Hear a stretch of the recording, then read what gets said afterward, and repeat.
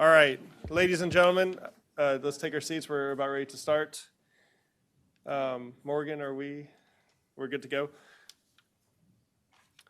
All right, good morning, ladies and gentlemen. Thank you for coming here today to this event, preparing for the dissolution of the Russian Federation that's co-hosted between the Hudson Institute and the Jamestown Foundation.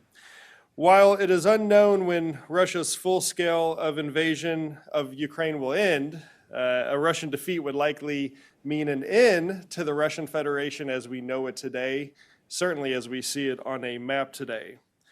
Because of the Kremlin's decision to attack Ukraine, Moscow's once extensive influence across the Eurasian landmass has dwindled, and the war has devastated Russia's economy, military, and social stability.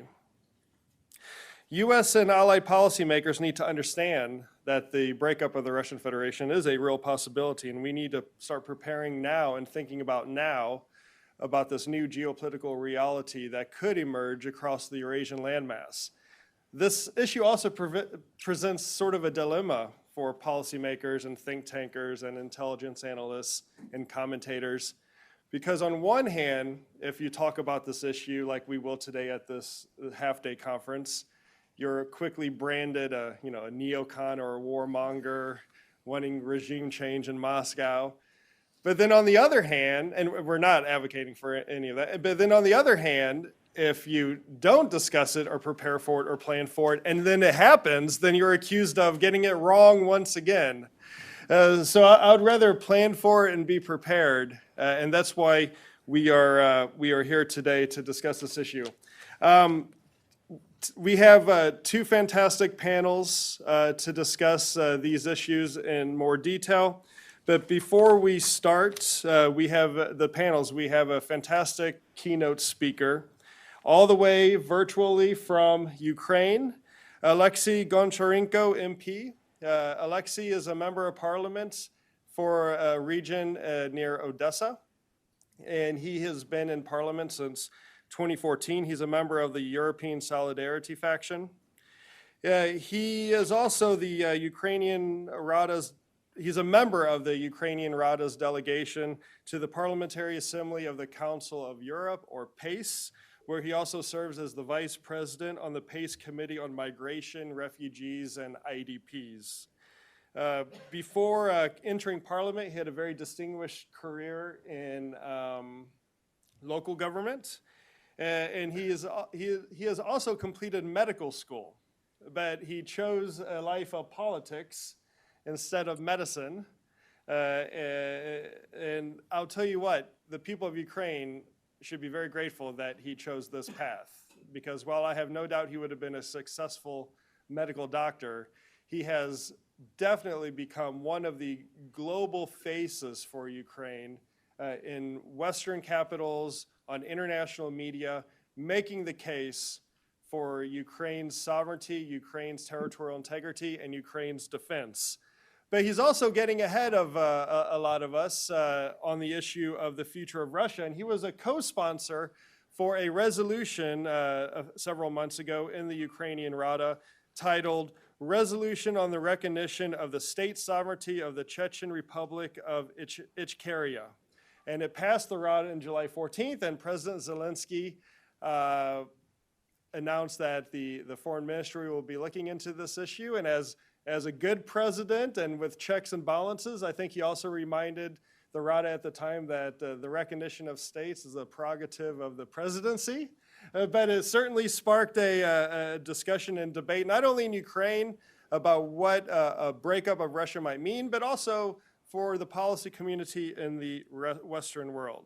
So with that, I would like to welcome my dear friend and member of parliament from Ukraine, Alexi. Thank you.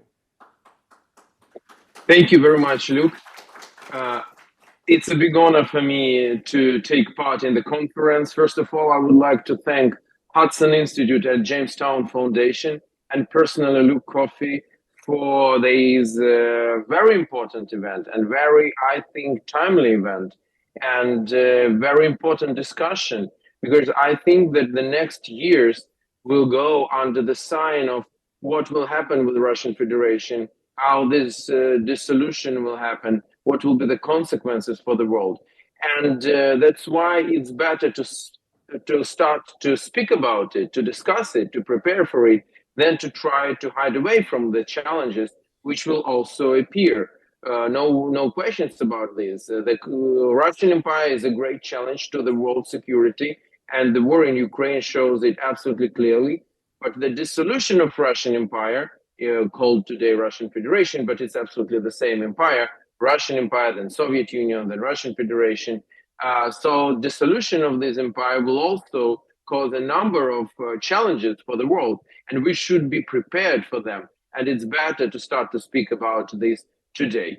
I would like to add a little, absolutely like Luke said, he's watching very carefully about what's going on in Europe, in Eurasia, and thanks for him and the Hudson Institute for this. But I want to add that this bill, which I co-sponsored in Ukrainian parliament and was initiator of, about recognition of independence of Chechnya, Ichkeria, finally the decision of Ukrainian parliament was made in October about recognition of Ichkeria as occupied territory by Russia and recognition of genocide committed by Russians against Chechen people in 1990s and after. So that's already happened. Also, I sponsored the bill about recognition of genocide of Cherkessian people, and that is also important issue because that's happened in 19th century, but probably that was the beginning of ethnic cleansings and genocides in this part of the world. So unfortunately, Russia continues to do this. Today, they are committing genocide against Ukrainians on occupied territories. And it shows us one thing, and I think we need to say it absolutely loudly, that, Russia is the last colonial empire in Europe. And the way these empires live, it's very clear. It's by using people as a fuel. These empires, they're not interested in developing, empires like this, they're not interested in developing the territory. They're not interested in the quality of life in their countries because like near 10% of Russian people today are deprived from basics, from sanitation. They don't have toilets in their houses. They go outside. And it's in 21st century, one of the wealthiest countries in the world. Maybe the wealthiest from the point of view of resources and the biggest country. So this empire lives using people as a fuel. And we can see it. We don't need to go far away in some 19th century, but we can see it just during last 20 years. When Russia finally suppressed Chechnya, just committed genocide against Chechen people, they killed 1 from 5 Chechens. Just imagine this. So 200,000 people from 1 million population of Chechen Republic at that moment. When they finally suppressed it in 2000, unborn in 2000 Chechen boys now are fighting in Ukraine against Ukraine and killing Ukrainians and dying themselves on Ukrainian soil.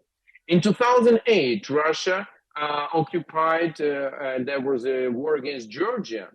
And now a young man from Abkhazia and South Ossetia, which is absolutely part of Georgia, but for the moment occupied by Russia, now they're fighting against Ukraine on Ukrainian soil. In 2014, Russia occupied Crimea and part of Ukrainian Donbass. And now they're taking men from these territories to fight against their compatriots, Ukrainians, and to die in their own country. So that's how these empires work. And that's why Putin attacked Ukraine. He can't stop because he needs Ukrainian men to go ahead. To attack Lithuania, Latvia, Estonia, to finish with Georgia, to attack Moldova. Just watch what's going on now in Moldova. It's right now. Today, the airspace in Moldova was closed for part of the day because of some drones there, probably Russian drones there. There is information said by President of Moldova that Russia is planning the assault on Moldovan authorities and will try to prepare some kind of a rebel or uprising there with an aim to change the regime for some kind of Russian puppet regime in Moldova. That's happening right now. Just I'm not coming somewhere else. So that's why Putin attacked Ukraine, to take Ukrainian men to go ahead. That's why these empires, they are evil. But they're not evil, and Russian Empire is evil, empire of evil, like was said by great President Reagan. But it is not just evil, like Secretary Kissinger said in his article in Spectator, where he said, yeah, Russia is evil, but Russia is like eternal evil. It's part of world's equilibrium. And I don't agree with this completely. Russia is evil, and this evil should be finished.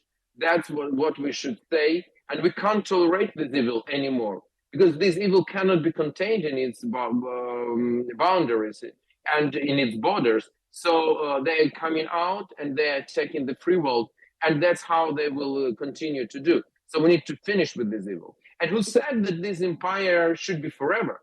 Like, again, it's the last colonial empire in Europe. Look, Austro-Hungarian Empire dissolved.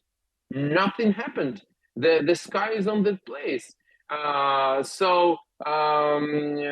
German Empire, that is a great example. It dissolved.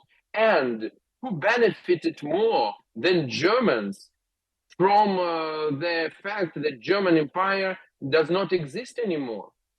If Germany would not go through denazification after the Second World War, Germans again would be today cannon fodder for some new tyrant. But they are not. They live in prosperous, wonderful country, one of the leaders of the world, because they came through denazification, they finished with German Empire, and they built wonderful state with democracy, rule of law, human rights, and that they benefit from this the most. And from dissolution of Russian Empire, who will benefit the most? It's Russian people, I'm sure about this. But also other nations which are suppressed today. Why Chechen people can't live independently? Why people in Dagestan can't live independently? I just will give you one number. Population of Estonia is 1.3 million people. Population of Dagestan is 3 million people. Estonia is wonderful state, absolutely successful. Why Dagestan can't be like this, or any other country or nations which are today suppressed by Russian Federation? And from all of this, we can take some kind of result that this empire should be finished. And it happened that Ukraine today is on the front line. It's quite historical thing because, you know, this empire tried to tell that their roots are in Kiev Rus, in Kiev. And it's interesting and very symbolic that in Kiev, this empire will be finished. I think it's really a beautiful joke of history, but that's what will happen. I absolutely believe in this. I hope that this war is the last colonial war of Russian Empire, and the role of Ukraine is not just to kick off Russia from our territory, to build the fence between us and these people. No, but to make everything to dissolve this empire, not by coming militarily, not by taking militarily Moscow. No, we don't want to sacrifice any Ukrainian for this, but by helping the suppressed nations of North Caucasus, other nations of Asian part of Russia to be free. That's why it was so important that Ukrainian Rada made this decision, which we are saying about Ichkeria. I will continue to push this, and I have an honor to be head of caucus in Ukrainian parliament for Free Caucasus. Also, don't forget about Belarus, which is today occupied by Russian Empire. This big nation deserves all the right to be a member of free world. It's 10 million population nation, and it is today occupied. Again, I'm head of caucus for democratic Belarus in Ukrainian parliament because I really believe that is part of our work. Maybe we don't know how this war will finish. Maybe Russia will be defeated on the battlefield, but maybe Russia will first dissolve and then will go out from Ukraine. And that is absolutely possible, like it happened 100 years ago when Russian Empire collapsed. Just to remind you, it was not, military, the First World War was one of the reasons, but not the only reason for this. Internal things were probably more important. 30 years ago, Soviet Union collapsed. Again, the war in Afghanistan finished in 1989. That was one of these lost colonial war in Afghanistan, was one of the reasons to collapse of Soviet Union, but not the only.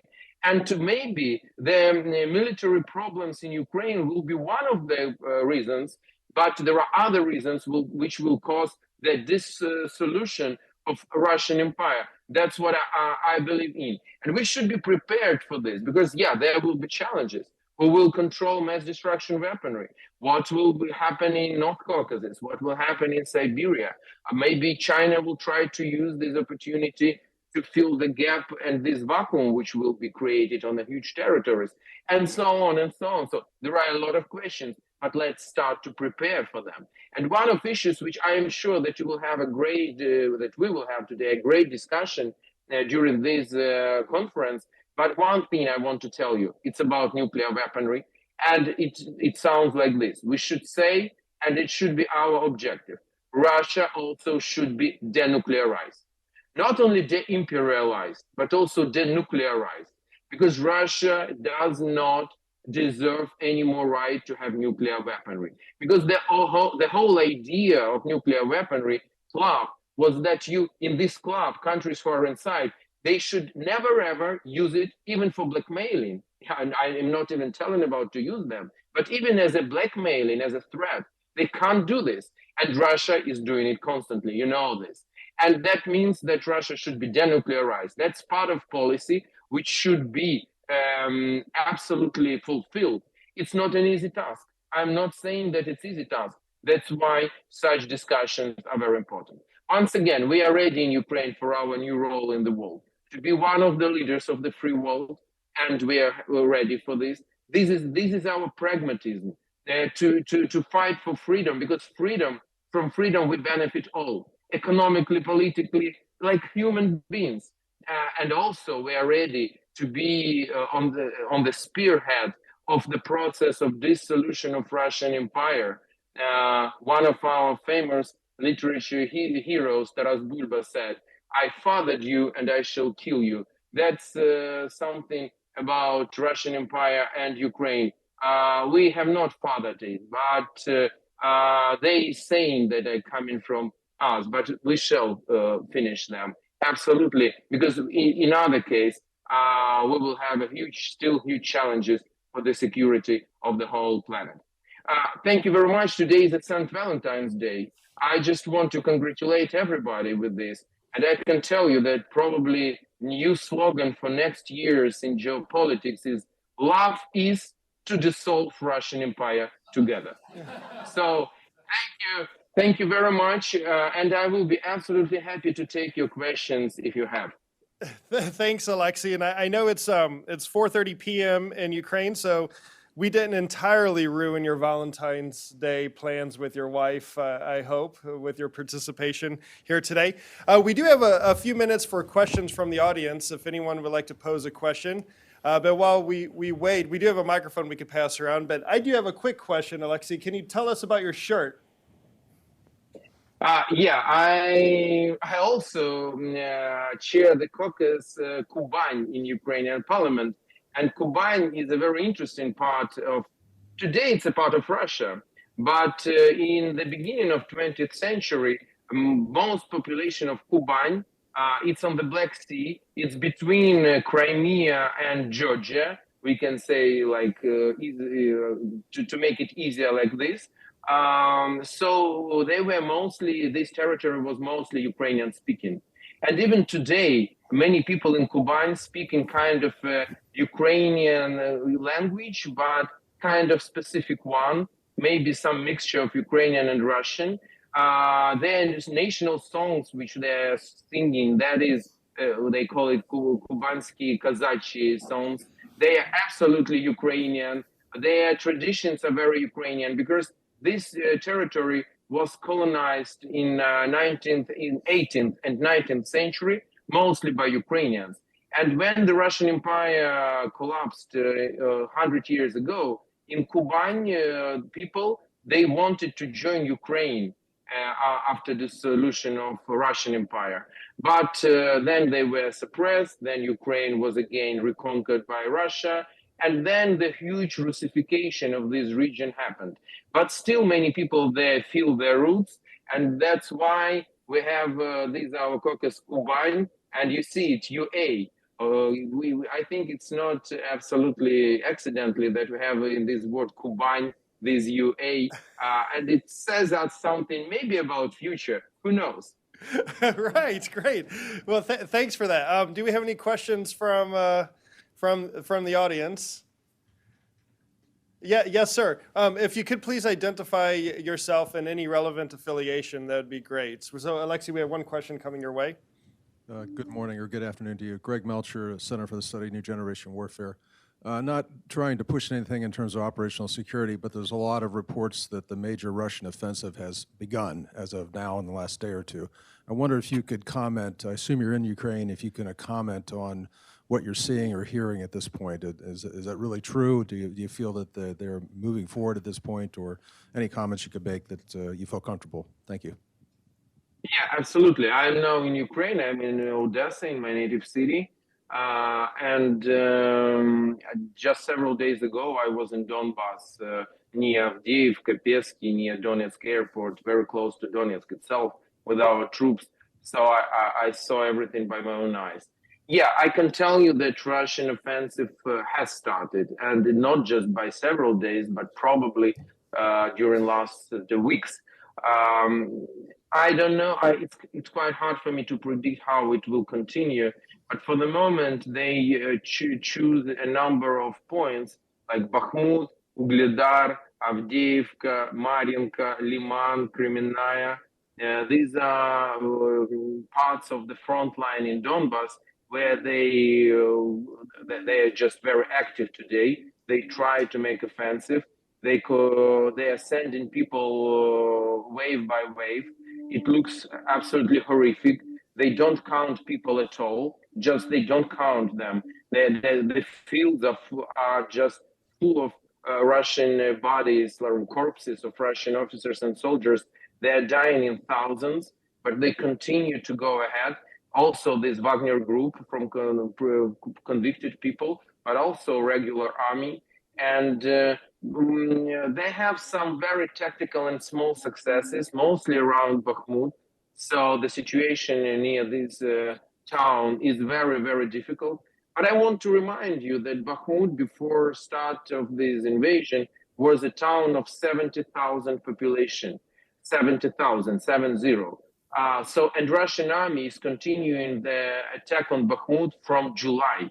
So they started this attack in July. Today is February.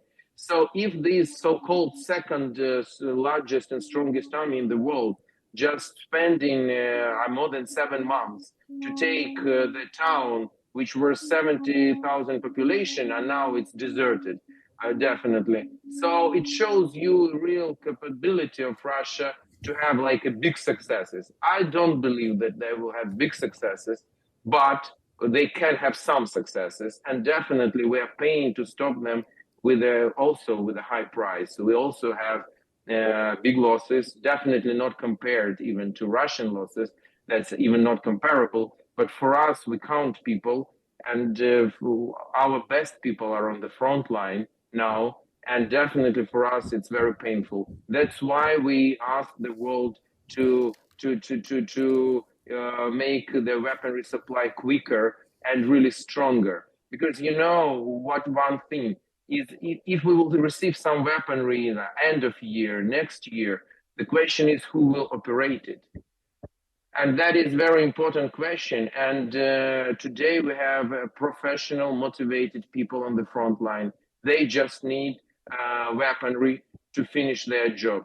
And long-range missiles, fighter jets, armor in normal quantities, in hundreds. Because when I hear, yeah, I have all respect and we are thankful for all support we are receiving. But when I hear about, like Canada said, that we are providing Ukraine with 4 Leopards, 4, it's better than 0, definitely. But it's nothing which can change really the situation on the battlefield. So we need to, I hope that the tradition to supply weaponry, to deliver weaponry too slow and too late will be finished. We will stop to chasing after Putin. The free world will make step ahead, will give us weaponry what we need today in full quantities, and then with this we will finish the war successfully and quite quickly. Thank you. Alexi, thank you for that. I'm mindful of the time and I want to stay on schedule. Again, thank you for taking time out of your busy schedule to speak with us today, kicking off this half-day mini-conference on the future of the Russian Federation. Your determination and your commitment to your country's success and future is admired here in the United States. And we understand being in Odessa, it's a difficult time, you know, with the electricity outages and the constant drone attacks from the Iranian drones that Russia's using against civilian targets, especially in Odessa. So we're praying for you and your family and the people of Ukraine, and we wish glory to Ukraine. Thank you. Thank you. To heroes glory, and it was a big honor for me to be invited. Thank you, Luke, and thank you to Hudson Institute and Jamestown Foundation. Thank you very much.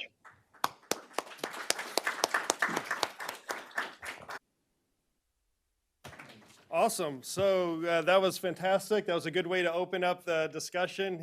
He had, you know, I think we all can agree he's very, you know, powerful in his comments and has definitely given us some food for thought. So we will start just 4 minutes late into our first panel, which for me is actually early. So I will hand it over to our co-host, Glenn Howard, the president of the Jamestown Foundation, to kick off the first panel of discussion. Glenn, it's up to you how you want to run this. If the speakers want to come up here and speak, they can. If they want to stay in their chair, they can. You can do Q&A however you like. So over to you. Okay.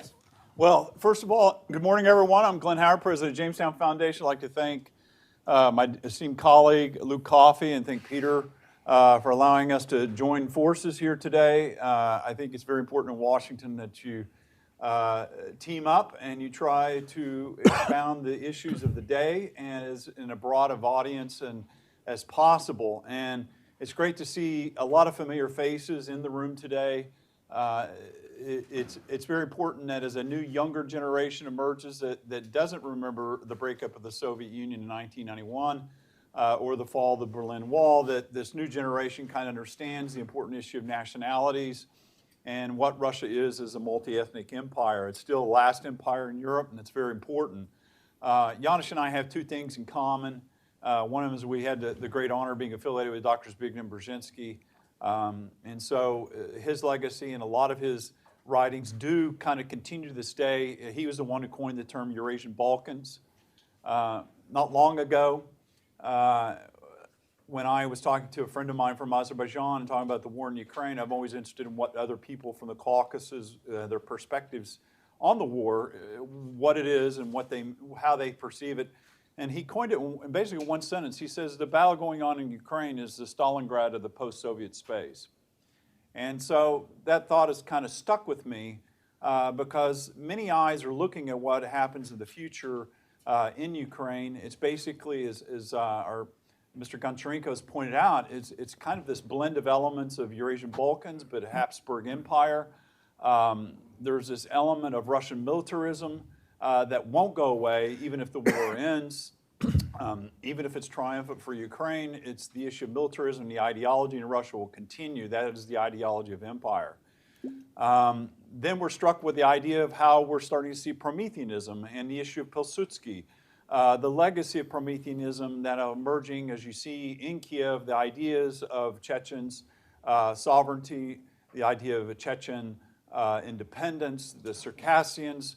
What we're getting at is basically the idea that this is one of the last gasps of empire, and where it will go, nobody will know.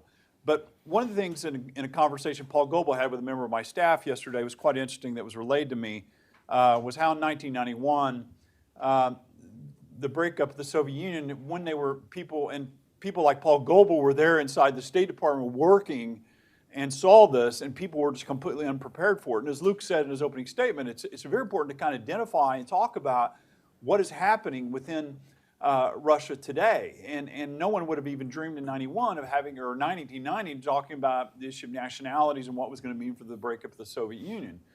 No one knows where this is going, but Janusz has adequately, come up with this wonderful book that talks about a failed state, a guide to Russia's rupture. I highly encourage everyone to grab a copy.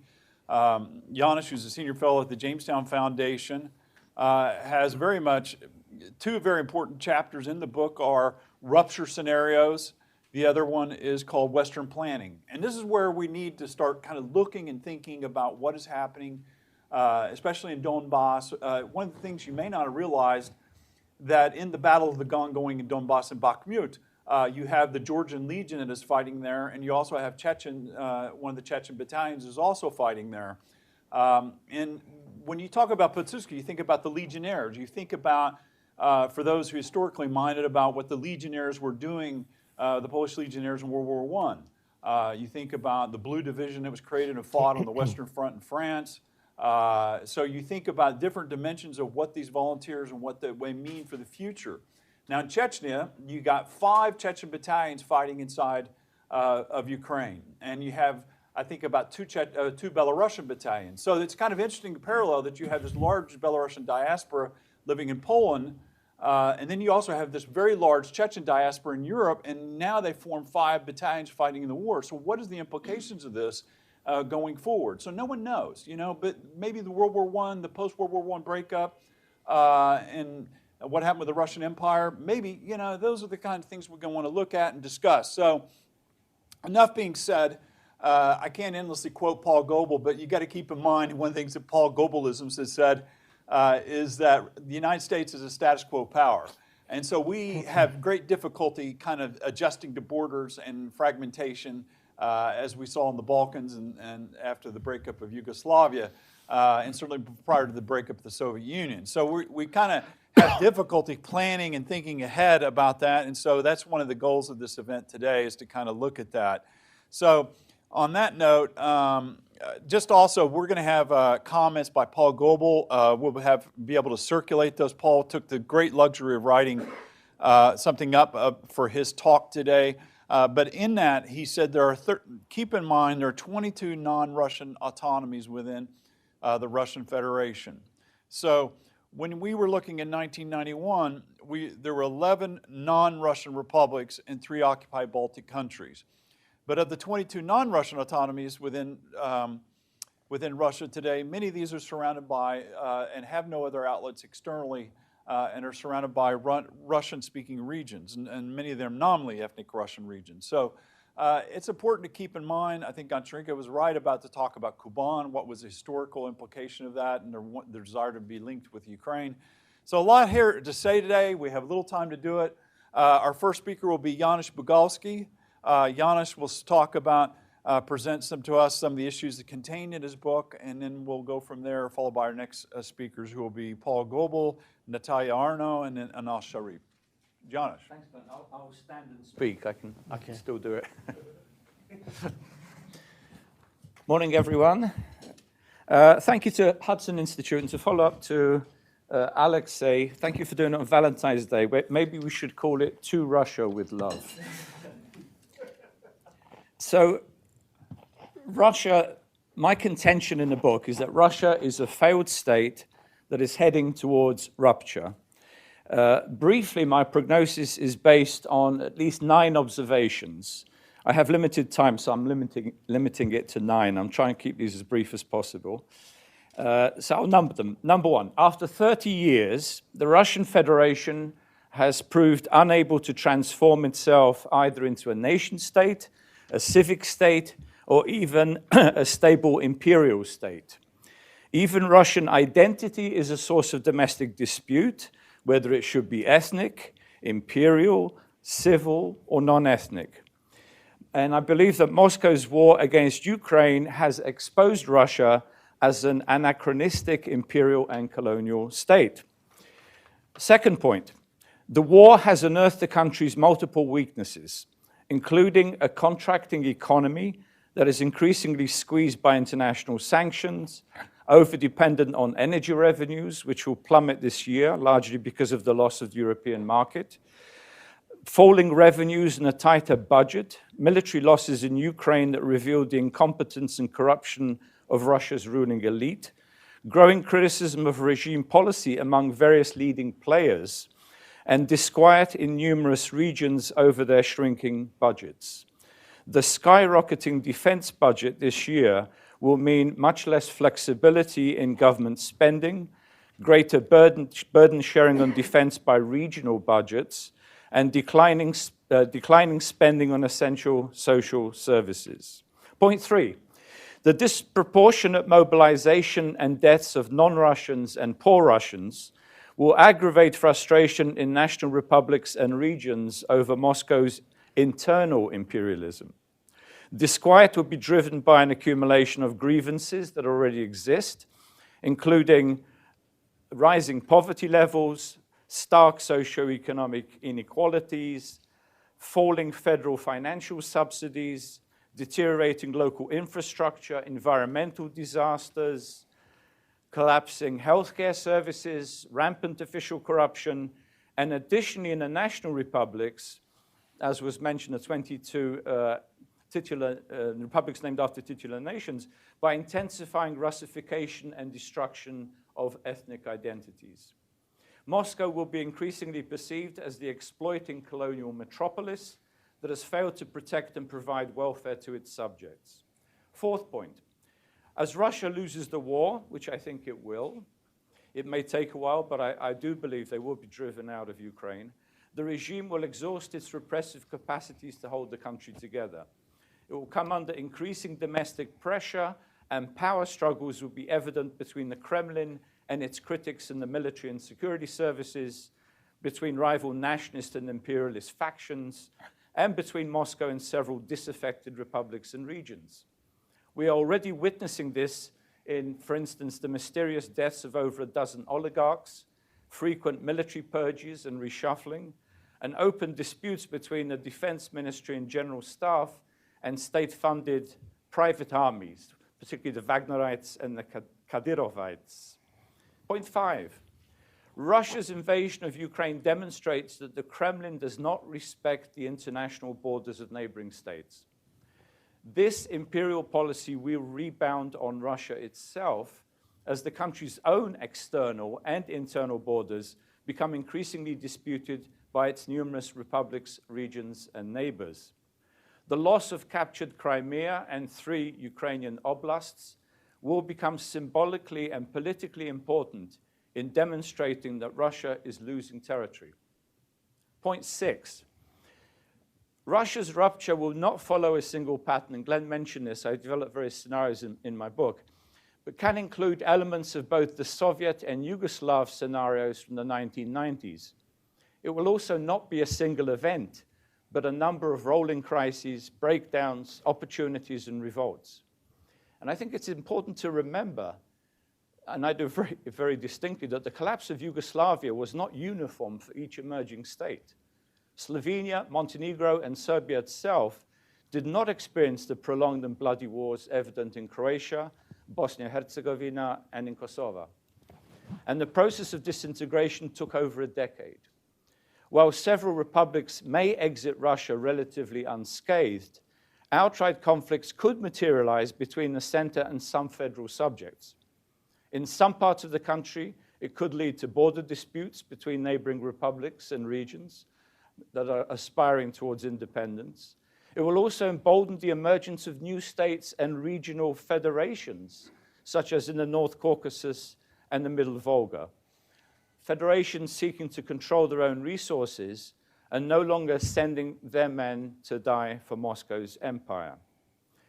My 7th point, if Moscow deploys Russian ethno-nationalism to keep the country intact, this will provoke an assortment of ethno-nationalist responses across the country and contribute to mass violence, fanning xenophobia, Islamophobia, and anti-immigrant sentiments could light a fuse that Moscow will be unable to extinguish. With thousands of demobilized troops returning with weapons to a deteriorating economy, the opportunities for violence will escalate. Moscow can try to emulate Serbia in the 1990s by mobilizing ethnic Russians to carve out ethnically homogeneous regions from rebellious republics while expelling non-Russian populations. But this was simply hasten state rupture. My 8th point, some national republics where the number of ethnic Russians is shrinking can seek full emancipation and statehood. Several predominantly Russian ethnic regions in Siberia, the Urals, and the Pacific Far East will also benefit from sovereignty and control over local resources, such as fossil fuels, metals, and precious minerals that Moscow exploits like a colonial empire. As rebellion spreads, the weakened regime with a depleted military and a falling budget will not have the capabilities to simultaneously subdue dozens of republics and regions seeking to control their own resources and establish genuine sovereignty. My very last point, this sort of touches a little bit on the second panel this morning, Russia's democratic opposition. I believe they're incapable of transforming an empire into a democratic state. The insistence on preserving the state in its current borders is viewed with increasing suspicion among non-Russians, regionalists, and Russia's neighbors. This leaves the terrain open for alternative voices, particularly for nations and regions seeking self-determination. Hence, the message from Washington and European capitals to Russia's citizens, as I said, to Russia with love, needs to be positive, with open backing for pluralism, democracy, federalism, civil rights, and the autonomy of republics and regions. People also need information that Moscow suppresses, especially the advantages of independence and the cultivation of peaceful and productive relations with neighbors. This in itself, I think, can help embolden them by demonstrating that citizens of the current Russian Federation are not globally isolated, and they do have a future when they take it into their own hands. Okay, I'll leave it there. Thank you. Thank you, Janusz. That's a great overview of and listing the points. We'll make sure we get a copy of some of your points that you made and also share that afterward today. Our next speaker is the one and only Paul Goebel, an institution in itself, and we're happy that Paul is still with us to be able to share his thoughts. If you don't read Windows on Eurasia, you should, and subscribe to it. And we're lucky that we have Paul writing twice a week in Jamestown's Eurasia Daily Monitor. Paul needs no introduction. His intellect is well known, and if you read what he writes, it's one of educating us about the issue of nationalities and the issue of where Russia's going. Paul, thank you for joining us. We're going to turn the floor over to you. We know you're somewhere deep in the Shenandoah, so please feel free to convey some fresh air on us. Okay, thank you, Glenn, and thank you both, Glenn and Luke, for having this meeting and allowing me to attend by a distance. I'm currently being treated for 3 different kinds of cancer, so traveling around is not a real option most of the time. As many of you know, I have spent the 50 years of my professional life studying or trying to promote assistance to the non-Russian peoples that had the misfortune of falling under Moscow's rule. I am certain that no one who invites me to speak on the fault lines of the Russian Federation would expect anything other than a detailing of the many ethnic divisions that exist within the Russian Federation. And that's especially so because there is a widespread and, in my mind, rather dangerous assumption that the future demise of the Russian Federation, which I do believe is coming, will in many ways resemble what happened 30-some years ago with the demise of the USSR. I think it's absolutely essential that we escape that and understand that the biggest fault lines, the ones that are likely to have the most profound consequences, either for the reconstitution of a very different and, one hopes, genuinely federal Russian state, or the dismantling of that state into a variety of independent states are not likely to be the ethnic Russians, but rather subgroups within the Russian nation, which, as I will argue, is probably the least well-integrated nation within the borders of the Russian Federation today. The reasons behind my argument are simple.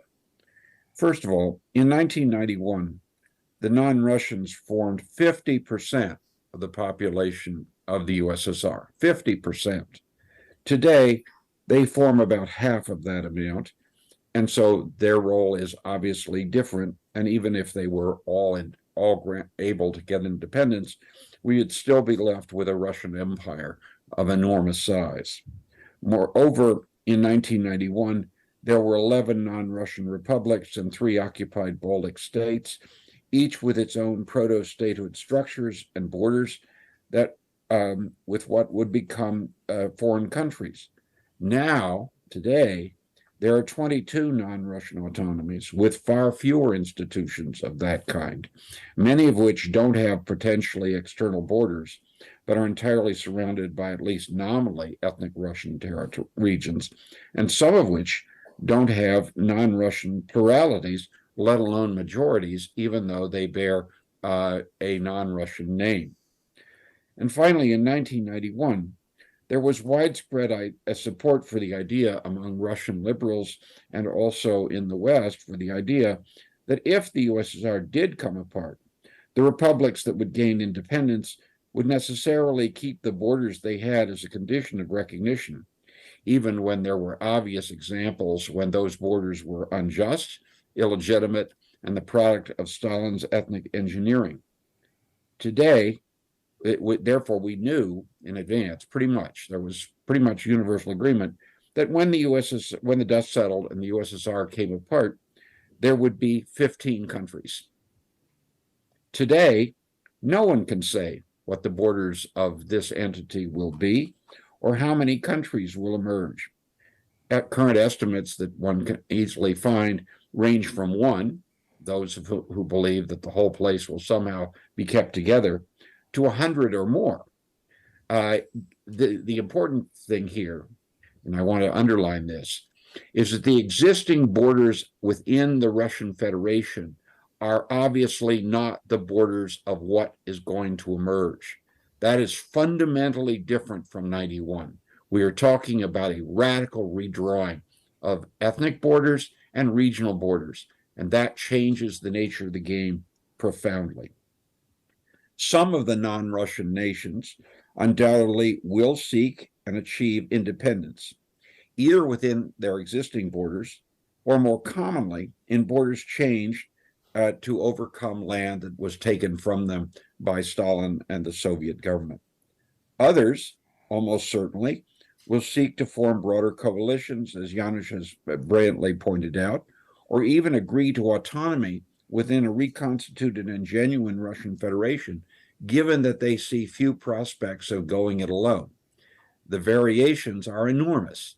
To think that one size fits all doesn't deal very well when we're dealing with nations that number from a half dozen to several million, and we simply need to stop thinking that there will be a single path forward. Again, a point that Janusz has made, and I completely agree. What I think we need to understand, however, is that whatever happens in the non-Russian part of the country is likely to be overshadowed by what will happen in what we think of as the ethnic Russian portion of the country. What I see happening is the emergence of regionalism of a kind that is likely to take portions of the Russian Federation out from under Moscow, either completely as Russian-speaking independent states, independent countries, or as the moving force for the transformation of the Russian Federation. The fact is that if the Russian nation comes to terms with the fact that it is not a single unified whole, that will begin to be the basis of moves toward federalism that we have not seen in anything but the claims of the Kremlin. The events of 1991, however, are instructive in this regard, if we consider them in more detail, and not just in terms of the departure of the non-Russian Union republics and occupied Baltic states. As many are coming to understand, those events were about regions and not just nations. On the one hand, many ethnic Russians in the non-Russian countries supported the goals of the non-Russians, only because the sclerotic leadership in Moscow wasn't prepared to yield power to those regions, and therefore they lived on, and therefore they wanted to have things redrawn. And on the other hand, many ethnic Russians across the Russian Federation had regional agendas then that took the form of things like the Siberian Agreement, the Urals Republic, and so on in the early 1990s. Institutions that have largely been forgotten in the West, but that are coming to mean more and more as the regions have their own agenda. And I personally think, and I'll go out on a limb, I personally think the first place to get independence from the Muscovite state is going to be Siberia, not Chechen. I realize that goes against what almost everyone believes, but that's what I see happening. It is significant, though all too often ignored, that the Russian government was, in the early 90s, far more worried about the success of the regionalist movements than it was even by ethno-nationalism in the Caucasus. The efforts to suppress the regionalist movements were very, very active and strong well before Moscow invaded Chechnya and lost, and then well before it invaded Chechnya again and at least won something that it thought it had achieved. This is the Russian government the current Russian government cannot acknowledge two things, because it cannot acknowledge that Russia is not an integral nation, even though it is unprepared to support the Russians as a nation that could form a nation state. One of the reasons that the Russians are less integrated than other of the nations within the borders of the Russian Federation is that, at least nominally, the non-Russian entities had the ability to proclaim that they were for their nation, even if they weren't always able to realize it. In the case of the Russian nation, even today, Vladimir Putin can't include in the Constitution the suggestion that the Russians are the state-forming nation, except by reversing the process and saying that they are the people who speak their language are the state-forming nation, which is a way of avoiding promoting Russian identity in and of itself.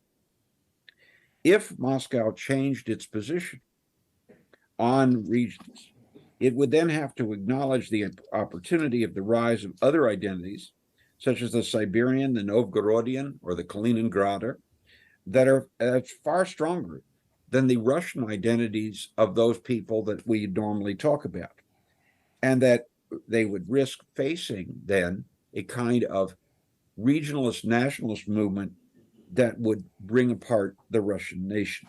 And on the other hand, if Moscow were to recognize this diversity, they would have to take steps to deal with it. Lacking the power to homogenize the nation, which they seem to think is already homogenous, they would then have to make the kind of concessions that could lead to decentralization and genuine federalism that the Russian Constitution calls for, but that the Kremlin has never supported. And failing to grant that, they would then face movements from ever more regions to demand that they get exactly what the Constitution provides, and not getting it, they would find that some of those Russian-speaking areas would decide on exit. Today, even more than 3 decades ago, Russia faces a situation in which groups lumped together under the rubric of the Russian nation and people, and regions considered homogeneous across its 11 time zones, are becoming ever more assertive, even as the Kremlin becomes even more centralist and restrictive. That creates a new kind of scissors crisis, one that opens the way to a revolutionary situation. In that case, the center cannot hope to keep all the powers it now has without slipping ever further behind the rest of the world. And the regions are thus a revolutionary force. at least as large and quite possibly far larger than the nationalism of the non-Russians, although they receive very little attention in the West. They are in a position to transform Russia without necessarily changing all its borders if the center is clever. But the center, of course, has proved itself to be anything but. Given Putin's track record, especially recently, regionalism is set to replace the role of nationalism in the next Russian Revolution. And as a result, no one should ignore nations in thinking about the future. One should pay a great deal more attention to regions than we are currently doing. Paul, thank you very much for that excellent overview, and a lot of your points are going to be taken away. Your point about the regions mattering is really an important one, and we'll circle back to you in the question and answer session. I'm sure many people want to ask questions. Our next speaker is Natalia Arno, and she is formerly head of the IRI Russia country director. She's originally from Buryatia, and she has a lot of interesting things to say. She's currently the founder and president of the Free Russia Foundation that was created in 2014 after she was exiled from Russia. So Natalia, please enlighten us today with some of the things what you want to say. Thank you so much. And as you can see, I'm not president of Free Buryatia Foundation, but I'm president of Free Russia Foundation. There is such a different and partner organization as Free Buryatia as well. It's a huge honor for me to speak after such a keynote speaker as Alexi Goncharenko. Really feel for Ukraine, stand with Ukraine, support Ukraine. No doubt that Ukraine will eventually win, and as soon as the better, of course. And very upset that it's happening for such a long period of time now, almost a year now. Thank you to the Hudson Institute and for Jamestown Foundation for inviting me. Frankly speaking, I was hesitant to participate in this discussion when I saw the name of the topic of the discussion. But then I thought, well, first of all, it's good to be the only female speaker at this panel, maybe at the entire event. And also it's great to be this color coordinated with Paul, blue and yellow. It's also very symbolic.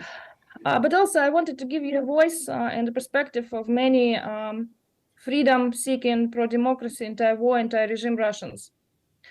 What happened last week, February 24th, and was happening prior to that in 2014 and in 2008 and everything what Putin's regime was doing, it's of course the worst possible nightmare, the worst possible scenario, the biggest tragedy. And again, as I said, I don't doubt that Ukraine will win. And for us, Ukraine's victory is not just some truce or ceasefire. It's an absolute and total victory of Ukraine. It's an absolute and total defeat of Putin's Russia and eventually regime change in Russia, democratization of Russia. Clearly, what Putin is doing now against Ukraine has its imperialistic character. This war is a very colonial war because Putin's regime deprives Ukraine of its territorial integrity, its identity, its language, its culture. It's not surprising because Putin's regime is such a good heir to the Soviet regime when for years and years many ethnicities were deprived of culture and language. I remember myself, it was maybe not prohibited, but it wasn't cool to speak Buryat language. It was considered as a language of villagers, of peasants. And I have 25% of Russian or European blood, Russian, Lithuanian, some Baltic, Finnish, and so on. I had to lean on that heritage more, again, to survive in Soviet schools, more than on my Asian identity.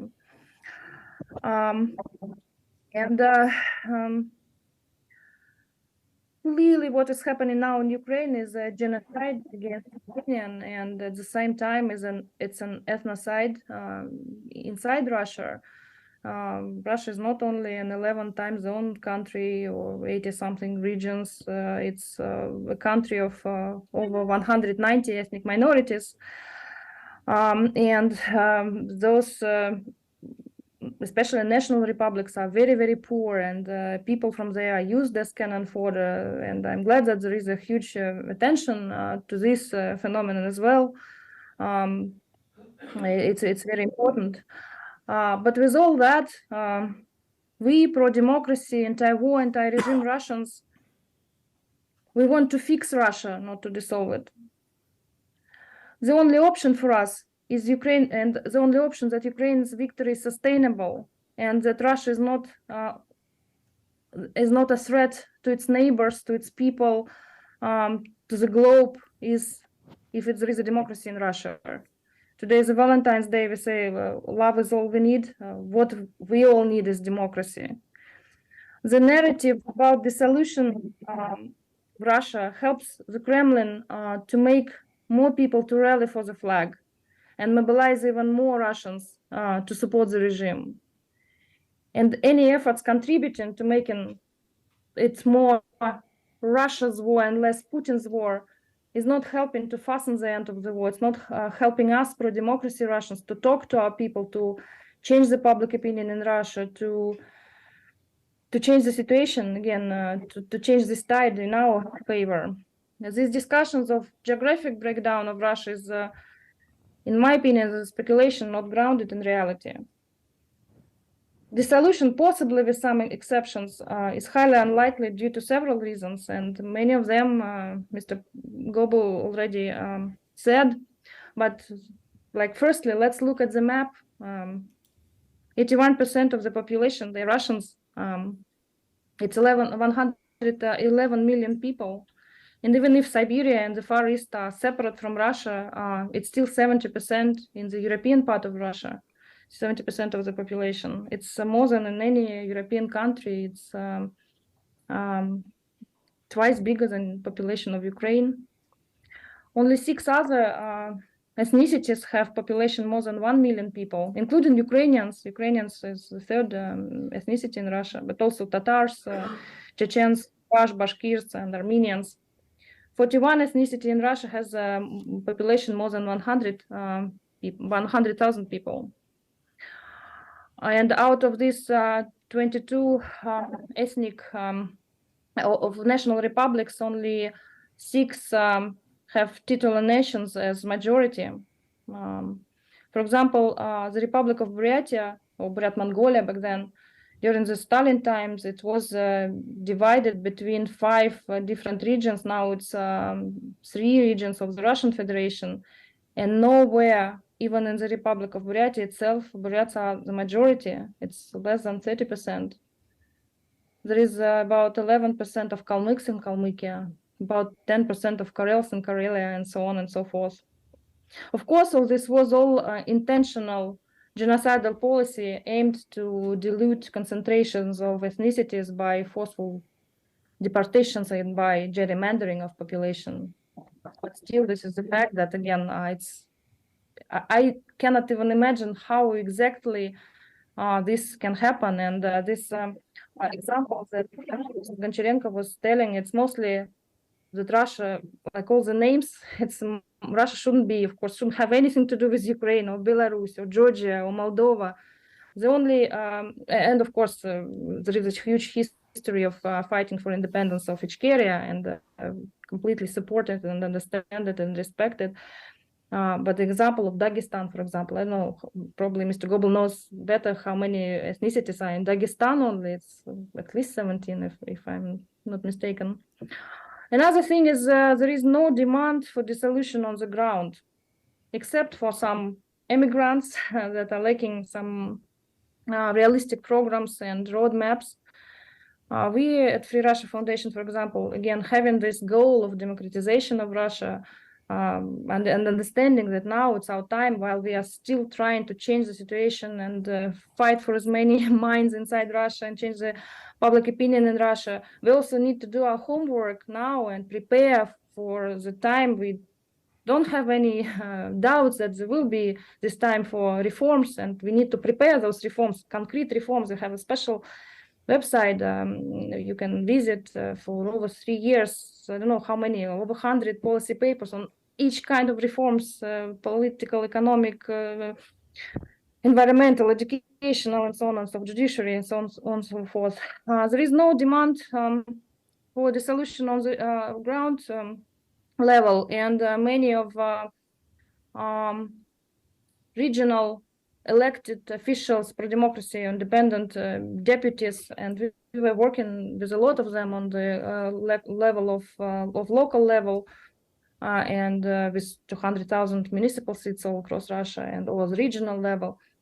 Those who had to, for many reasons, of course, especially after the full-scale invasion, exiled from Russia, or even more so those who stayed in Russia and continue resistance against the regime.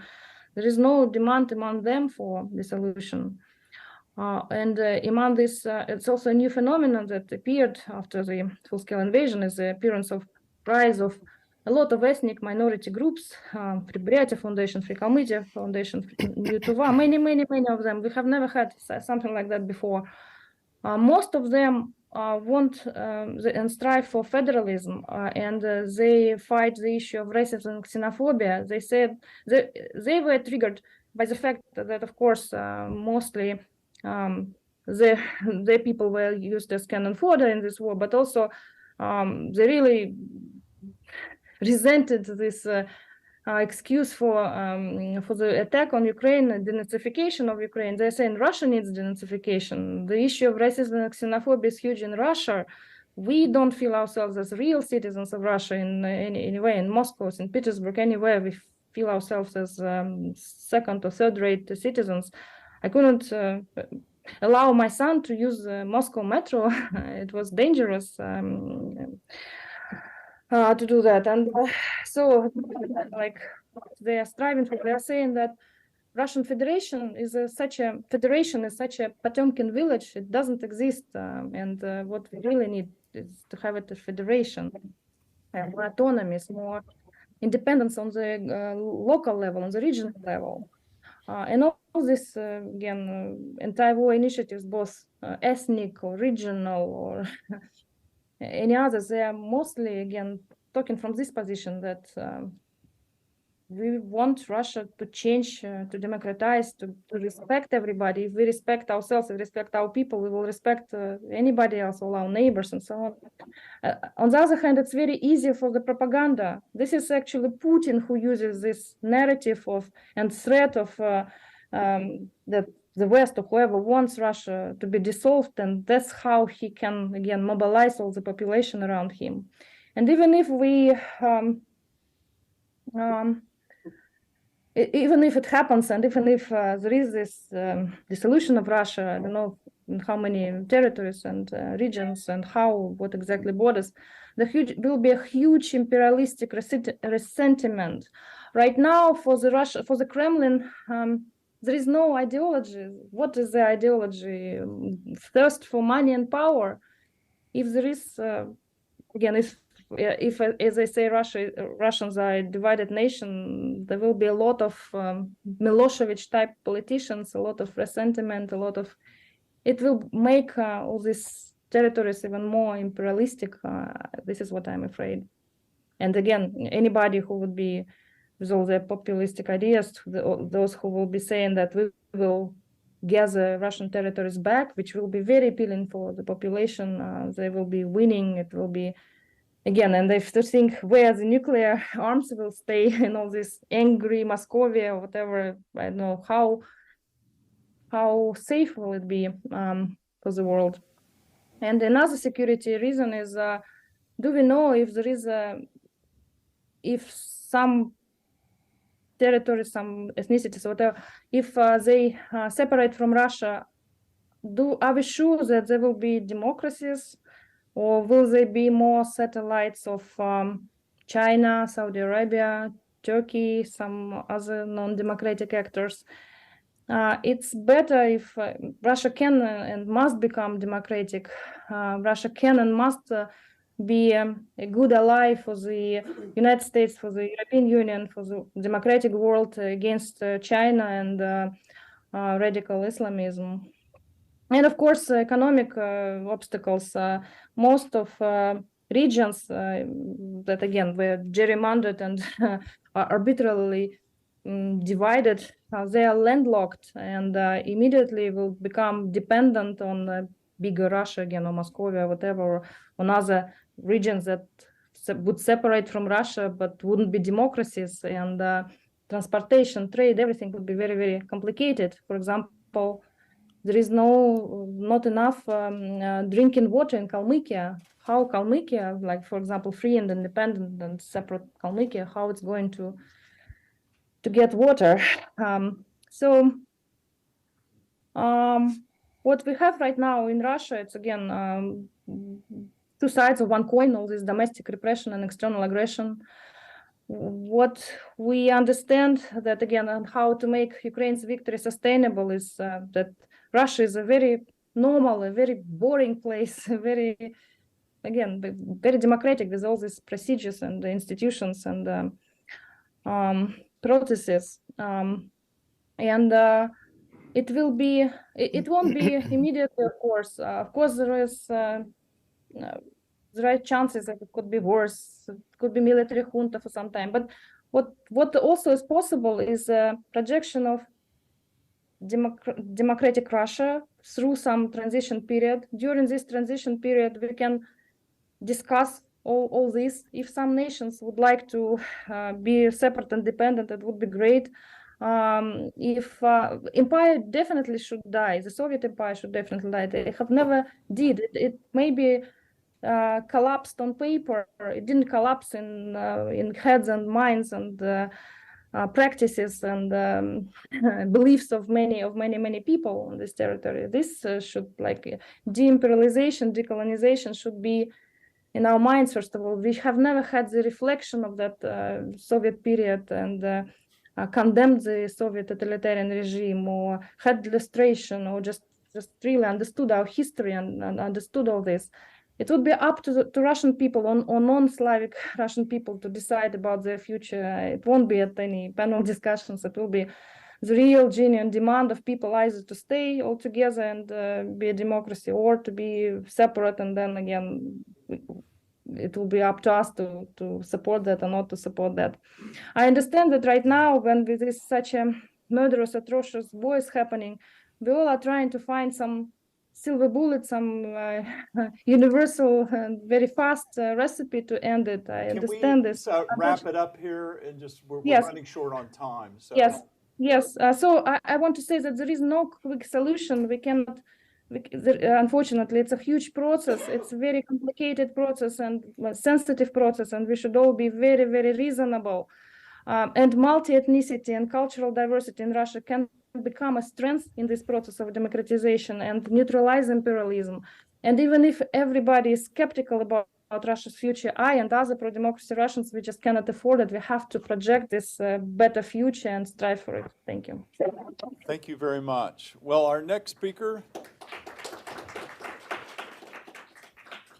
and I do think, Natalia, you brings an interesting point about decolonization of Russia. That's a question, and as you say, the non-Slavic nations must decide their own future.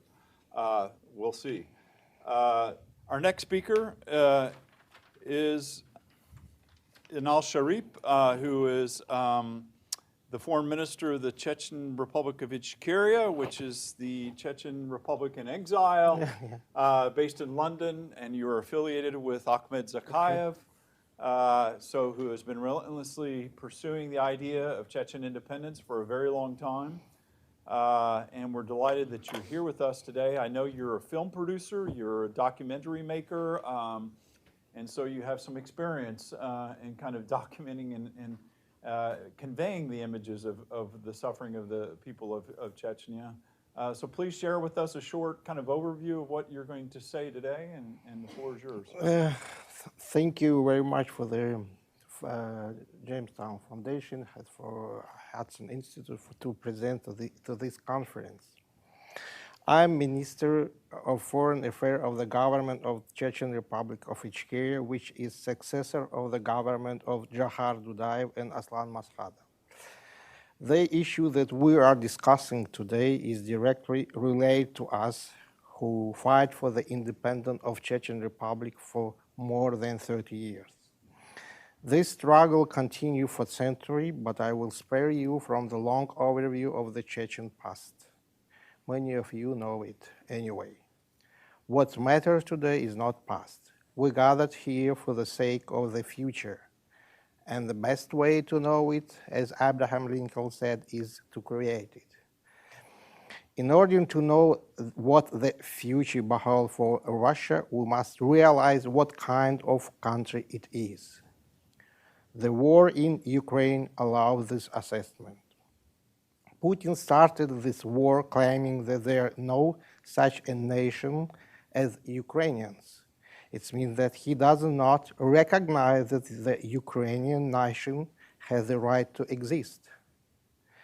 This denial goes along with the idea of Russian racial superiority that Russian propagandists created during Putin's era.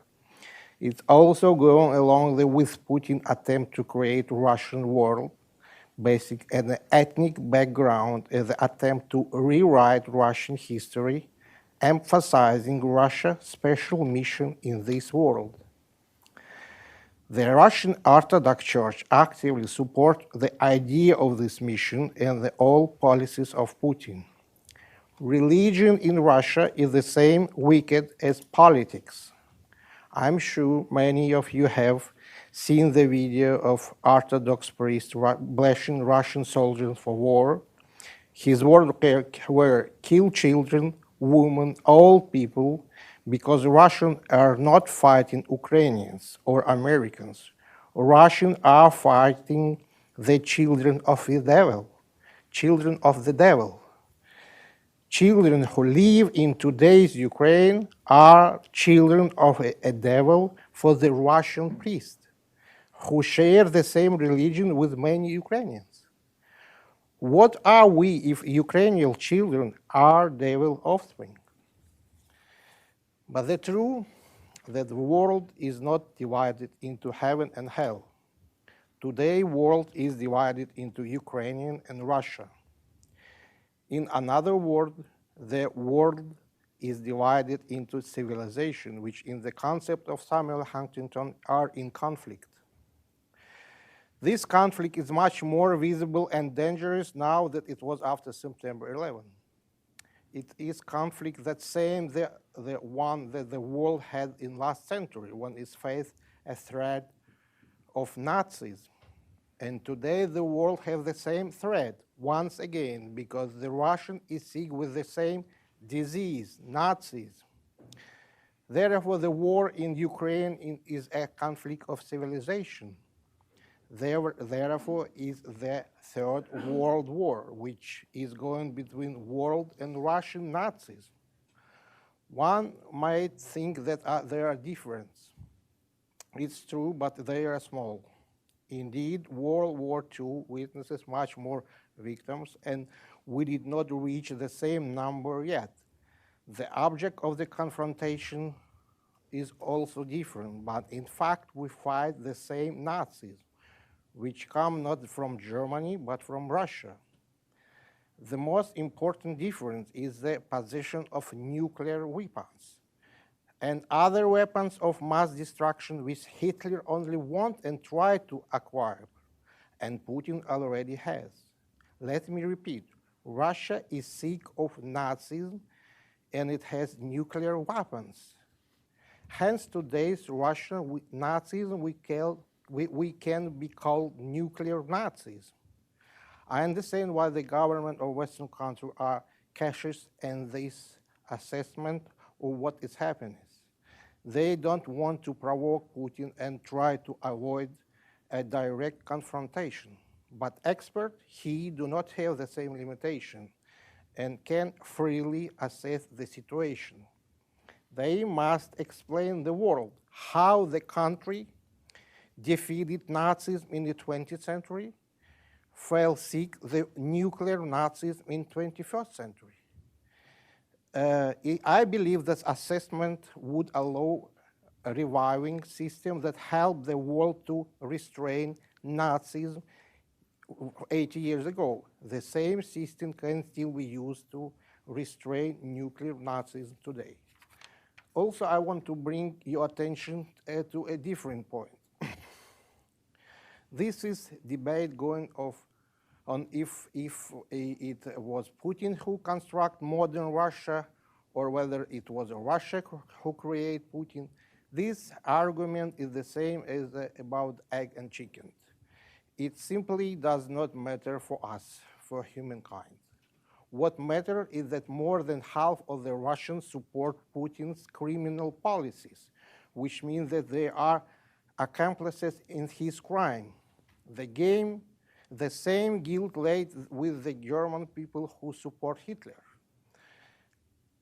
How you notice that I'm not talking now about the problem of Chechen people. I'm not talking about the fact that if the world had helped the Chechen 20 years ago in the war against Russia, the nuclear Nazis would not in fact Russia, and the world would not have a problem with it today.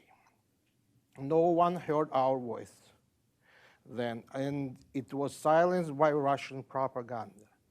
I hope today the world understands better what it did not or did not want to understand back then. The world sees that there is a difference between Chechen people and the criminal gang of Kadyrov who terrorize the population of whole republic and beyond in its borders. We have the 300,000 strong diaspora of people who fled from war and tyranny. The large part of this diaspora live in Europe for more than 20 years. This time was not wasted.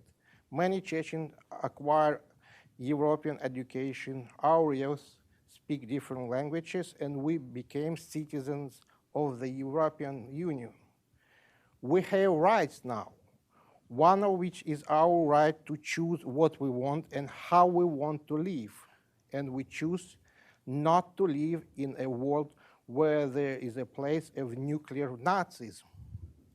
Therefore, the Prime Minister of Government of Chechen Republic of Ichkeria, Ahmed Zakayev, is constantly in Ukraine, and the Minister of Defense Detachment of the Armed Forces of the Chechen Republic of Ichkeria is there too.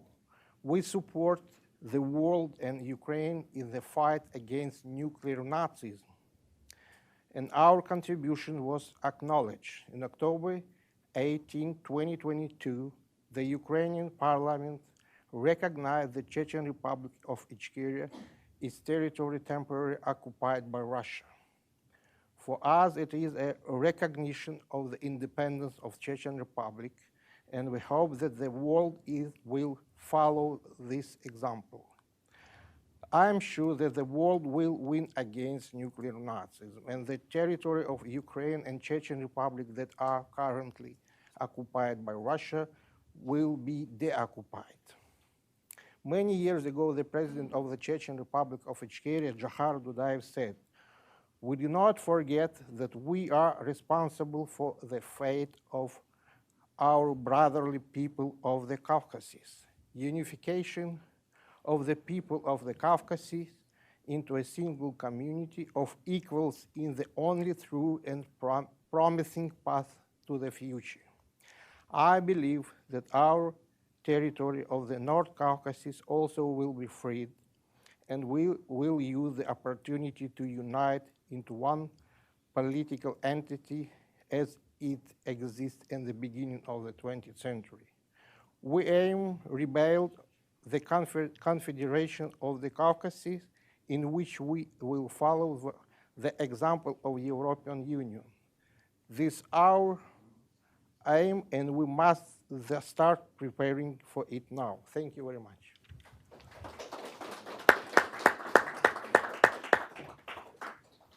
Okay, well, thank you for that introduction and that overview. That was spot on in terms of the time. So we're going to now open the floor to questions and answers, and I understand Mr. Lutvak, Edward Lutvak, the distinguished speaker, has something you want to say or comment on, and before we open the floor. So I'm not unsympathetic to this discussion. In 1982, I think I published a book on the Soviet Union, which talked at length about Kazakhs, Uzbeks, and so on.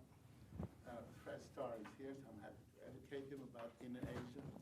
So I'm quite aware of the existence of these nationalities. And then I was able to visit many of those places in all those years ago. In the last 2 years, on the other hand, I'm a traveling man. The last 2 years, I went to Mongolia. And from Mongolia, I skipped Kazakhstan for personal reasons that Fred knows. Then I continued through to Kyrgyz and Tajikistan. Then, of course, I went to India and so on. We continued to Myanmar, Laos, and so on.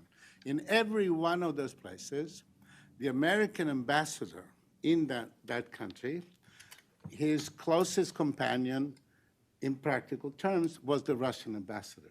Because in each one of those countries, there was already this, by the way, half these trips took place before the beginning of the war and half after.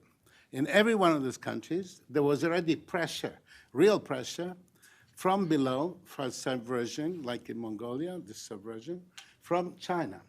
In all those countries, these reasonings about the breakup of the Russian Federation, I don't think many people there are enamored of Vladimir Putin or think that the Ukraine war was a wonderful thing and so on. However, in all of these countries, they're already losing de facto independence.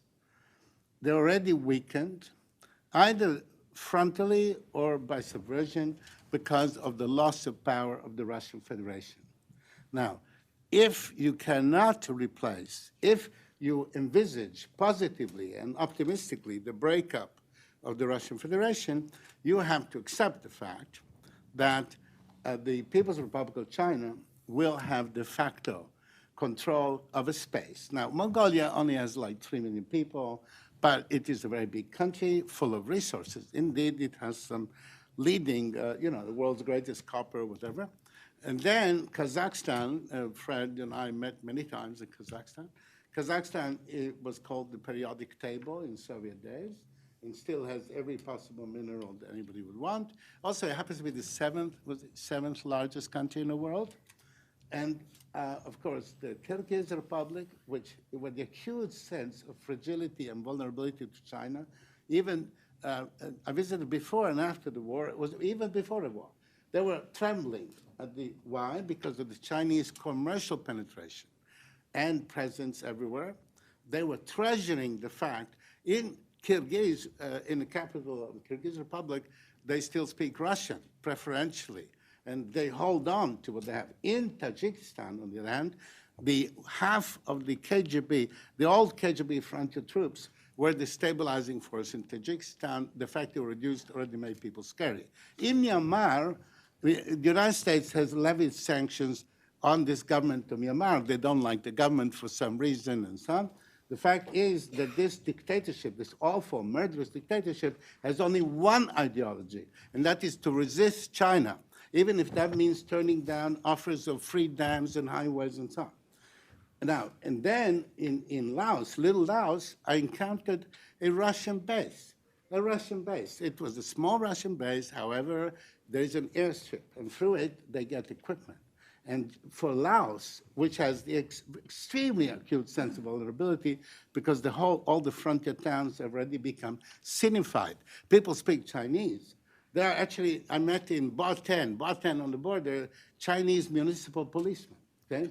So in all of these countries, and of course, Vietnam. Vietnam is a solid one.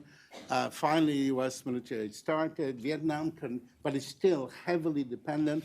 Their submarine force, which is the only thing they have against the Chinese, is Russian and so on. Now, in regard to India, of course, India has many options. But this is about Russian Federation today. So correct. The point is this. The loss of power of the Russian Federation is a direct increase of Chinese power. And as the last I heard, our principal global contention was the People's Republic of China. And therefore, it means that while naturally preventing a Russian victory in Ukraine, which will be a catastrophe of a different order, a kind of moral catastrophe of the Western world, while of the absolute necessity of preventing a Russian victory in Ukraine, we must not conspire or contrive to damage the Russian Federation until you found a substitute for it, until you find a way of inserting power. But let's, That's why we have this conference. It's a very valid point.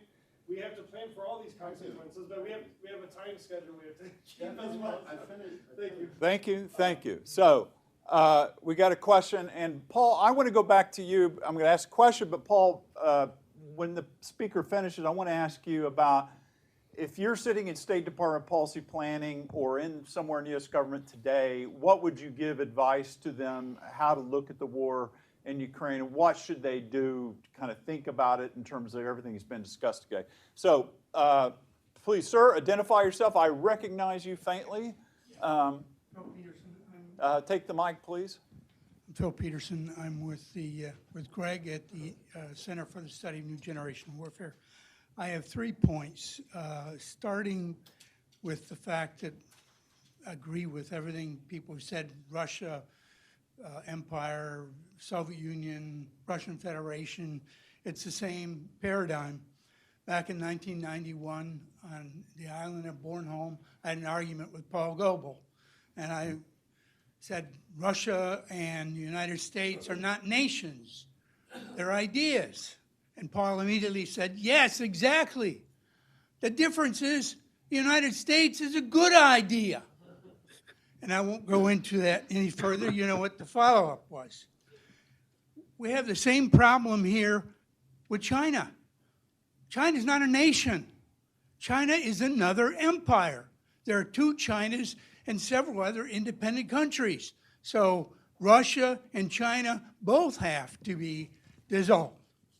Now, just to finish this first point, when we talk about Russians, we so frequently confuse the figures we get from the official figures with regard to Russians. They're passport Russians. Dmitry Olshansky, I admired his work. Great Russian. No. His father was Polish, his mother was Estonian. All right? But he was calculated as a Russian. Russians don't count the size of the ethnic Russians, the size of the country they're credited with.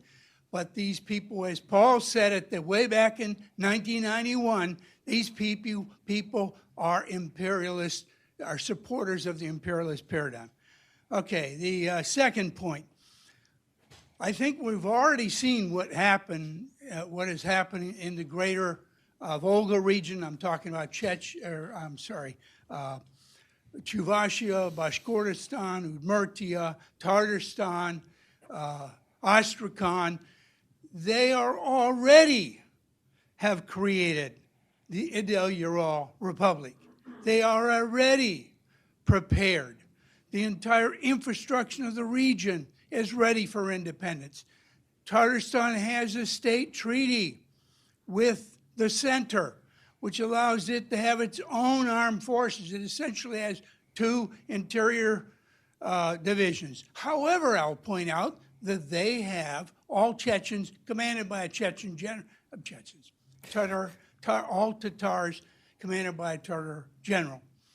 Now, they have, however, very wisely allowed the supporters of the Russian imperial paradigm to volunteer to go to Ukraine to fight, where hopefully they will die and will help solve the problem for Tatarstan. And my third point is was exactly that. The whole fact that the numbers of Russian paradigm supporters in the Volga region are declining because they have allowed the creation of a volunteer brigade, which is happily dying in Ukraine for the imperial paradigm. Thank you. Paul, question for you. 1991, today, what would you do if you were in State Department? What would you advise in this situation? Well, having lived through 1991 there, I can say that there was incredibly great reluctance to appreciate what was even happening in the USSR, even after the coup. Rather infamously, the United States was not even in the top 30 countries of the world that recognized the governments of Estonia, Latvia, and Lithuania as being not only de jure, or not only de facto, but de jure, coming right after Cuba and right before Outer Mongolia, putting us in the high moral courage department.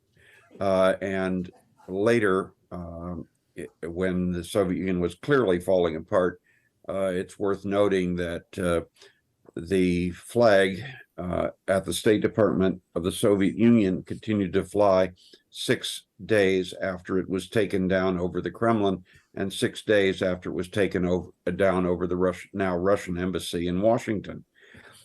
We are a status quo power. We have been one for a very long time, although our origins would point in a very different direction. And we are regularly accused of being not.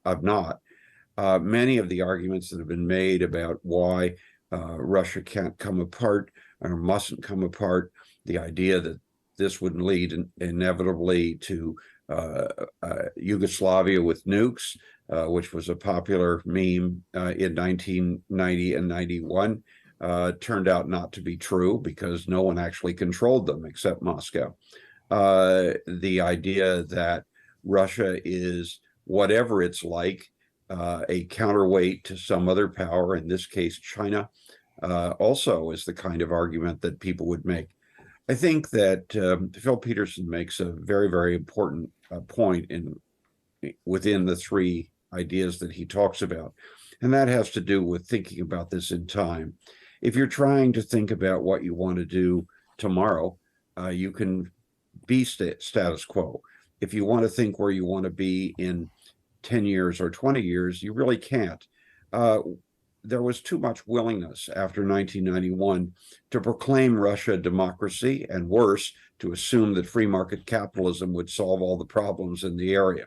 Russia wasn't a democracy, and free market capitalism by itself wasn't going to solve anything, except to make the criminal class at the top in the Kremlin extremely wealthy and have enough money to corrupt broadly the West.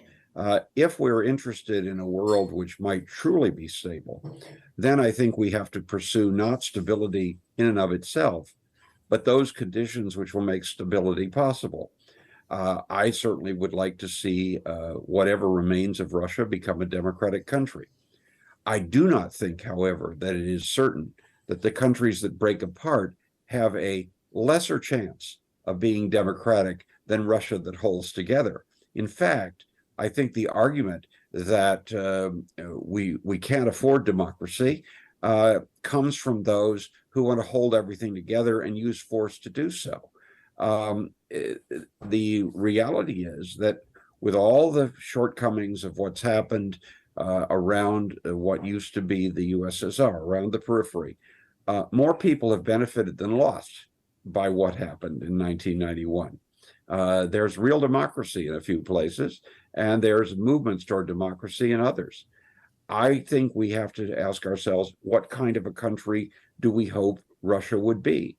And I would say that that goal, seeking a democracy, has to be based on, has to reflect the fact that no democracy is going to be created if large parts of the country are being held in only by military force of arms.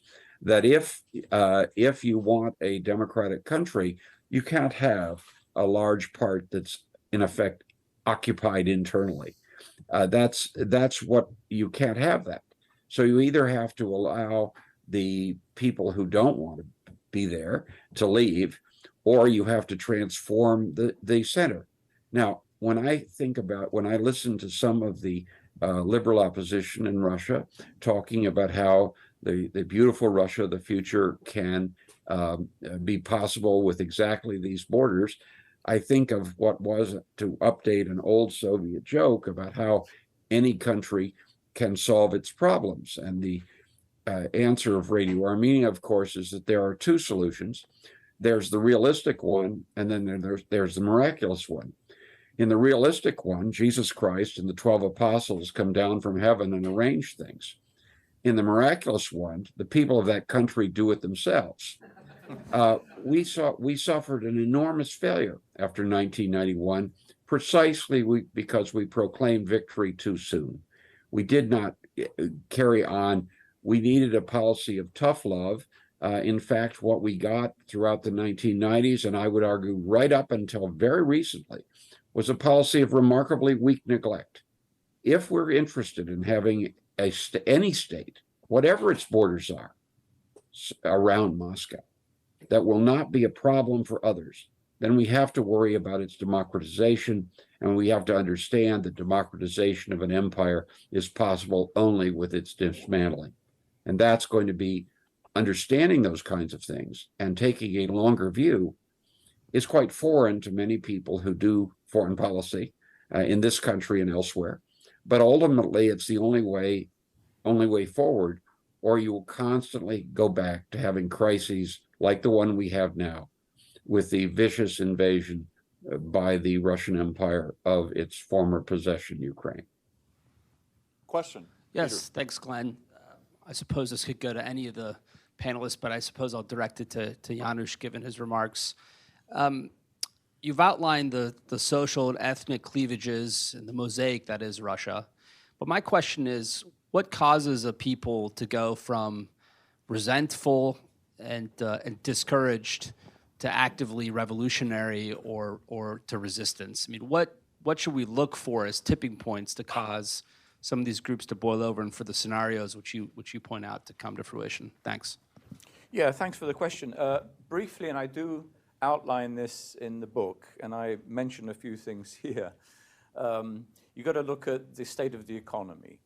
A deteriorating economy in the midst of an endless war or a losing war in Ukraine.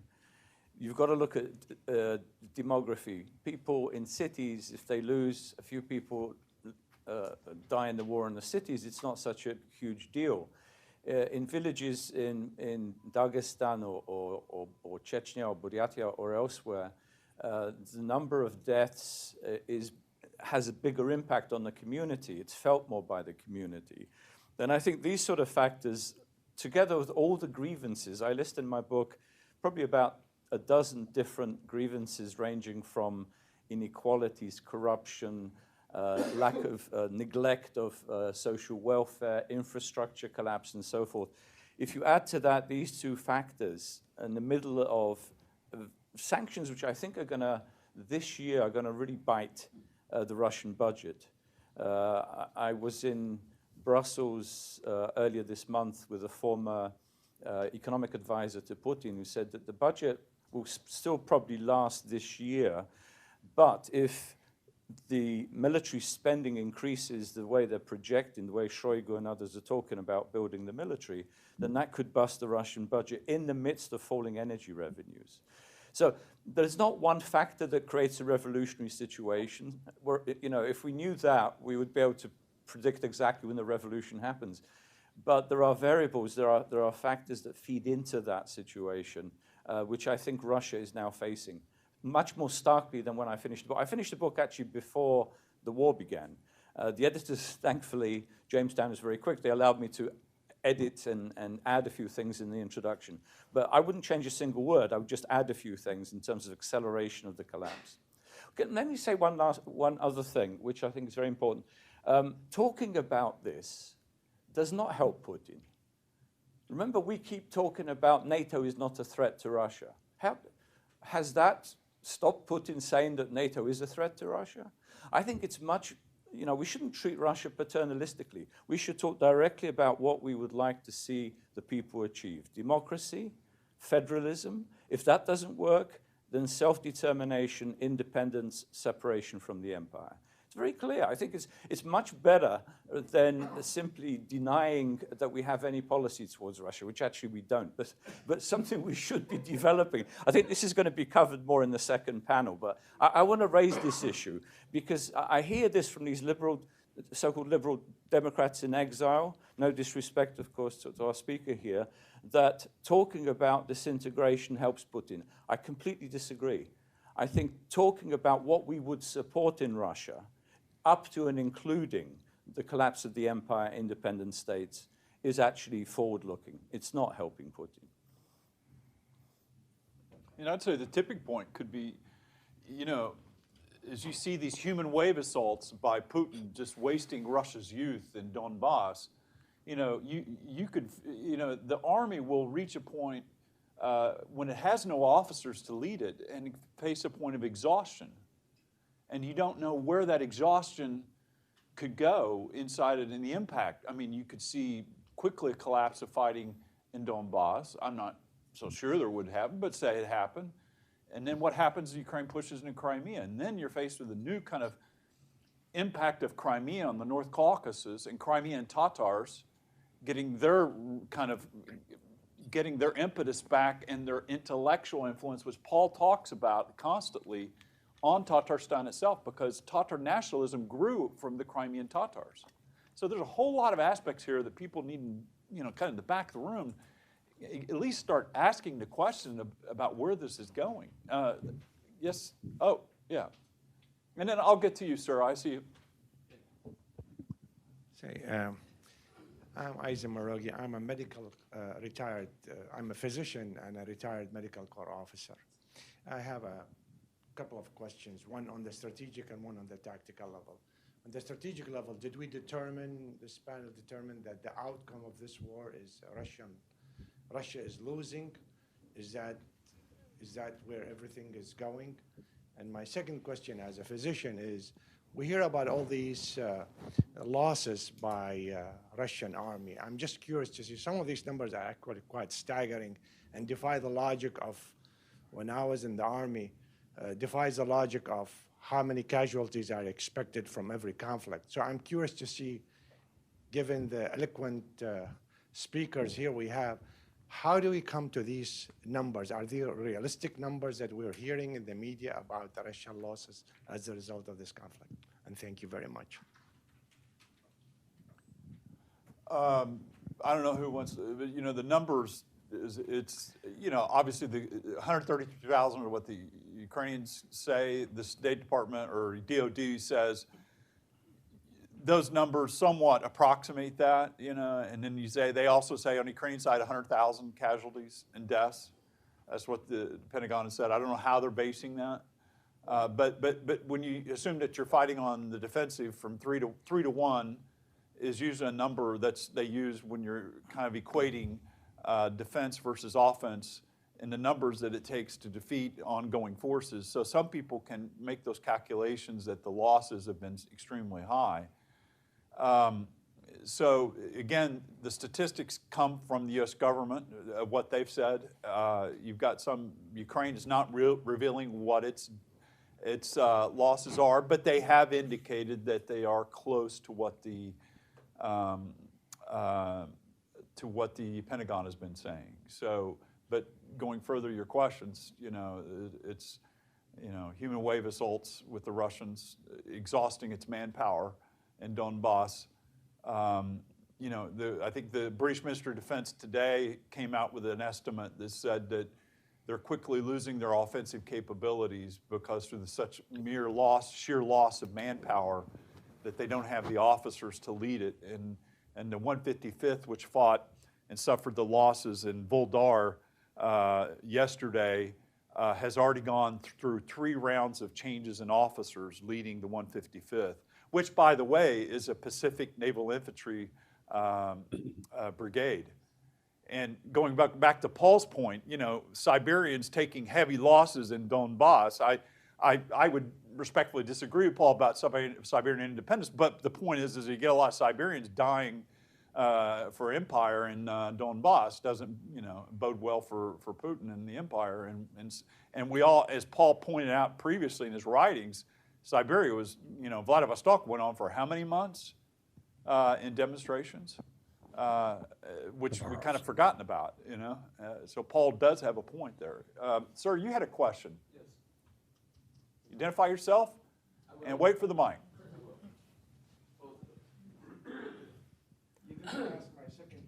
Oh, what was the second question? About, did we decide Russia is going to lose? Because people keep Nobody knows. I mean, I personally, stalemate. Well, it depends how you define losing. I mean, as some have said, strategically they're already losing. They keep pulling the lines back. First of all, it was regime change. It was take over all of Ukraine. It was denazification, demilitarization. That then became the 4 oblasts that they would control. Then they began to lose parts of Kherson. Northern Kherson's gone. Donbass is in. So now it's going to be defending Donbass, trying to extend the borders of occupied Donbass to the oblast borders of the two oblasts of Donbass, Donetsk and Luhansk. So in that sense, Russia is retreating. At what stage they will retreat from Zaporizhia, from Crimea, from Donbass, that's up to how much support we give Ukraine to drive them out of their country. Well, if the objective of the war is not accomplished, that you consider that a loss. Putin's objective was denazification of the Ukrainian regime, one, and also liberation of the Donbass. So these are the two objectives. At least that's what he But the loss will go even further back, because if they lose Crimea and Putin put a lot of his, let's say, legitimacy, of his credibility in Russian society on Krim Nash, Crimea belongs to us, it's coming back to us. If that's lost, that's going to rebound. It's another fact to answer your question. It's going to rebound even further back into Russian society. Question.